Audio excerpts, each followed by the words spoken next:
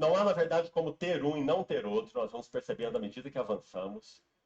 E vamos chamar esse segundo passo de silêncio do coração. Bem diferente de solitude, não é? Há aspectos bem particulares ligados a ele, mas nós nunca adquiriremos um silêncio interior, um silêncio do coração, se nós não praticarmos o a sós com Deus e expostos à sua palavra. Então, os três passos que nós vamos dar, embora seja uma corrente de três elos, você não pode fazer assim e começar pela ponta do fim. Você tem que começar pela ponta do começo. Primeiro, solitude. Primeiro, retire-se do mundo todo dia para um lugar tranquilo. Repetindo aqui, mais uma vez, as palavras de Tozer. Retire-se do mundo para que a gente ganhe uma disciplina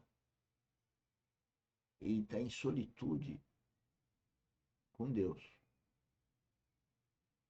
E guiados pelo Espírito Santo. E em nome de Jesus Cristo, conversar e pedir para que ele, eu diria, me ocorre, para ele nos educar, para ele realmente apontar os nossos erros e dizer o que ele quer que a gente faça, de forma que a gente não falhar, de modo que a gente obedeça, cumpra o nosso dever como filho de Deus. Longe do mundo.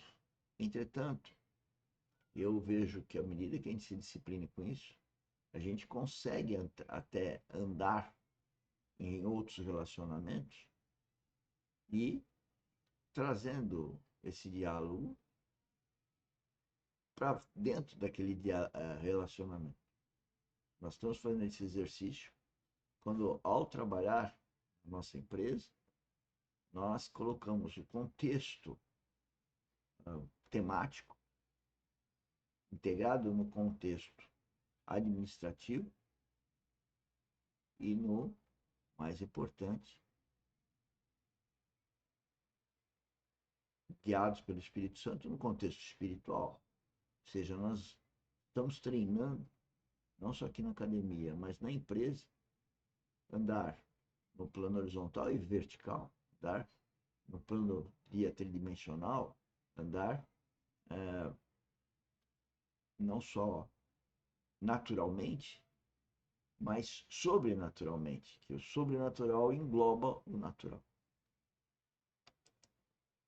Retire-se do mundo todo dia para um lugar tranquilo, ainda que seja apenas o seu quarto, diz ele. Desligue os sons desagradáveis e saia do seu lugar tranquilo determinado a não ouvi-los. Por aí ele segue. Pratique a sinceridade da criança, a humildade. Ore pedindo olhos simples. Leia menos, mas leia mais aquilo que é importante para a sua vida interior. Quantas lições preciosas esse irmão nos ajuda nesse aspecto do cultivo da vida interior. Então, silêncio do coração é um passo adentrado à medida que praticamos solitude. Alguns chamaram este passo na história aí passada da igreja de quietude. Também é uma linda palavra. Quietude. Então a solitude nos conduzirá ao silêncio do coração. Quietude. Vamos ver o que ela significa.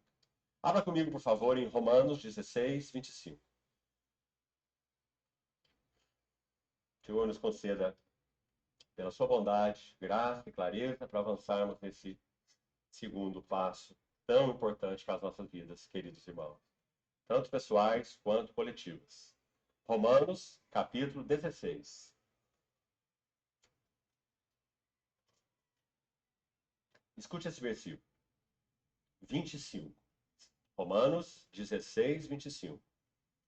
Ora, há aquele que é poderoso para vos confirmar, segundo o meu evangelho, e a pregação de Jesus Cristo, conforme pregação de Jesus Cristo, conforme a revelação do mistério, guardado em silêncio nos tempos eternos.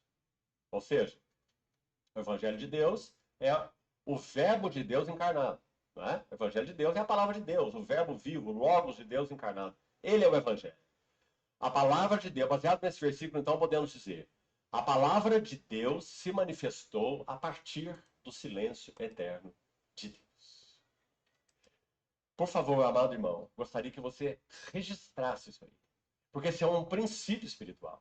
À medida que avançamos, creio, com a ajuda do Senhor, vai se tornando mais claro. Qualquer palavra que parta de nossas bocas, que não provenha de silêncio interior, elas não têm valor para edificação, para transmitir Cristo e para edificar a igreja. É claro que nós usamos palavras para informação. É óbvio, nós nos comunicamos, não é? Você pode pegar o carro e buscar a criança na escola hoje, não é? Você se comunicou com a sua esposa, não é? Mas isso não edificou nada. Isso é uma comunhão necessária, não é? Qualquer palavra que não provenha de um silêncio interior, ela não tem poder de edificar o corpo de Cristo. Esse princípio está embutido nesse verso de uma maneira muito linda. Quando que Deus falou? Deus falou quando o verbo se fez carne. Ele falou muitas vezes de muitas maneiras. Hebreus 1, aos pais pelos profetas. Né? Mas aquele falar era parcial, era um falar fragmentado, não era um falar final, definitivo. Não é? Hebreus 1 vai dizer, mas nesses últimos dias ele nos falou no Filho, a quem constituiu o herdeiro de todas as coisas. Né? Então, esse é o falar de Deus, o falar definitivo, completo, final. E esse falar de Deus proveio do silêncio eterno de Deus. Enquanto ele falava daquelas maneiras fragmentárias no Velho Testamento, ele, na verdade, estava em silêncio quanto ao seu mistério eterno. Sua palavra eterna, o Senhor Jesus. Não é? Por isso, a Epístola de Pedro, 1 Pedro capítulo 1, verso 10 até o verso 12, vai dizer que quando os profetas profetizavam, eles indagavam a respeito da salvação a vós outros destinada, e eles inquiriam a Deus quais eram as circunstâncias e a ocasião oportuna indicada pelo Espírito de Cristo que nele estava, porque eles estavam dando de antemão testemunho dos sofrimentos referentes a Cristo e das glórias que lhe seguiriam. Porque eles não entendiam o que eles estavam profetizando. Não é? Porque aquilo era fragmentário, parcial. Mas então, quando o verbo se faz carne, esse é o falar definitivo de Deus. De onde ele provém? Do silêncio eterno de Deus. Irmãos, é dessa palavra, proveniente do silêncio, que nós queremos ser testemunhas. Então, siga comigo, por favor. Vamos ao Salmo 100. Então, senhores, veja a responsabilidade dele, minha. Quando nós falamos alguma coisa, se a gente não tiver silêncio no coração, se a gente não tiver equilíbrio, a gente acaba não transferindo palavras que edificam a vida de Cristo, quer em nós e quer em pessoas que podem estar nos ouvindo.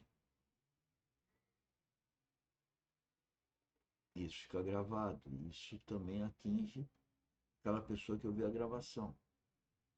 Eu entendo assim. Porque é questão espiritual. Tanto pessoas que me ouvem, mas não ouvem. Porque o coração delas não permite. O interior delas está bloqueado. Elas não ouvem. Elas dizem que ouvem, elas ouvem com o ouvido humano, mas elas não conseguem ouvir com o ouvido espiritual. Nós temos que entender que nós temos, a própria Bíblia fala em palavras tipo logo e rema. E a logo é um falar, e a rema é uma palavra viva que você vai viver, ter uma revelação. Assim como você estuda a Bíblia, você lê, você tem um intelecto, absorve alguma coisa, logos.